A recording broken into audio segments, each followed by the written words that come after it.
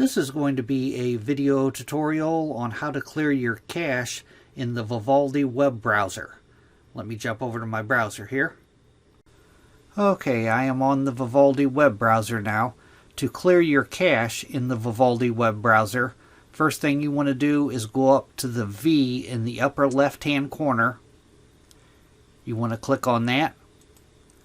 Then you want to go down to where it says Tools.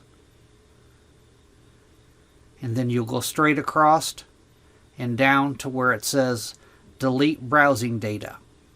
Click on that.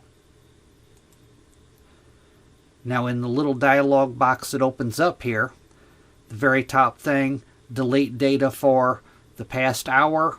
I'm going to click on the little drop down here. The past day, past week, past 4 weeks, all time. I'm going to select all time. And then it gives you many options here. You could click on all, which will select all the options. I like to just, the cache is right here. I'm going to check that one. I'm going to check cookies. And I'm going to check browsing history. I'm going to leave my passwords and my form, autofill, all that. You could just select whichever options you want. And then you'll go down and you'll click on delete. And now the cache has been cleared in the Vivaldi web browser. Thanks for watching.